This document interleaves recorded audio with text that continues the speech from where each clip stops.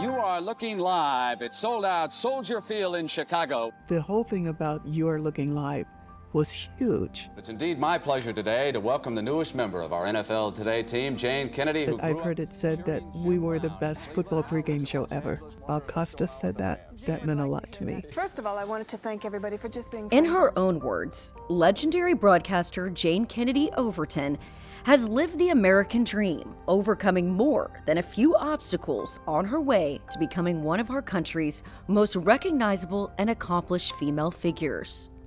There were a lot of things that shaped who I was, but a lot of times those instances that are in everyone's lives, they are not allowed the opportunity to pursue those. My parents allowed us to pursue any dream we had. Herbert and Virginia Harrison instilled ambition, humility, kindness, and confidence that allowed her to achieve many of her childhood dreams. From winning the Miss Ohio pageant to singing on the Dean Martin Show, eventually she would break the color barrier when she became the first Black woman to gain a coveted seat on the NFL Today. Knowing she would have to overcome the stereotype of a woman talking about a man's game, she reached out for advice. So I called my friend who was in the NBA and I said, tell me, what does an athlete look for when in somebody that's interviewing them? What kind of interview do they like to do? And he said, Jayne, don't worry about any of that. He said, you have to worry about when these athletes see you, they're not going to be thinking about anything else. He said, you have to just let them know that you're their friend. That sage advice was the catalyst for a career that spanned multiple decades. In the 70s and 80s, Jayne Kennedy was a cultural icon, seemingly everywhere.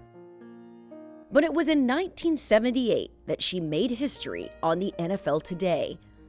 It wasn't without some tense moments.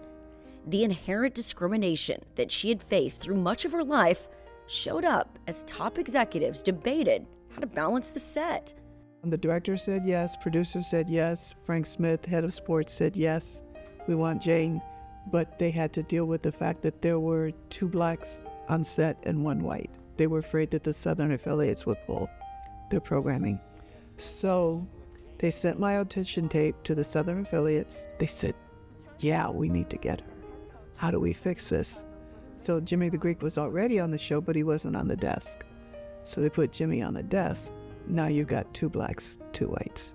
And that's how I got hired. At the urging of family members, Jayne penned a memoir entitled Plain Jane. After many years out of the spotlight, it was a much-needed introspective look of where she's been and what still lies ahead. It's in 4 quarters. The first quarter is Jayne Harrison, which is my maiden name, and it talks about growing up. And then it's Jayne Kennedy, which is my married name, and going to Hollywood. And then my second marriage is Jayne Overton, and that's when my family starts. So that's the 3rd quarter. And then the last quarter is Plain Jane, finding me. When you are no longer somebody's mother, daughter, wife, who are you at your authentic core? In 2018, she experienced an honor that appeared too good to be true. I woke up one morning and I'm checking my Instagram, and there's a guy, he said, look what I found today. I don't know who he is.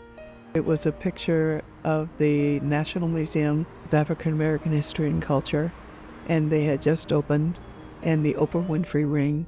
There was an exhibit called Television and Media Pioneers, and on the wall was Nat King Cole, the Supremes, Diane Carroll, Nichelle Nichols, and it was me at the desk of the NFL Today. This meant something because it was my people, and every time I get acknowledgement from my people, it validates what I'm doing with my life, and that means more to me than anything in the world. If I can live and have that pride, and have my daughters respect and know that their mother was able to do this and that they can too, I've succeeded.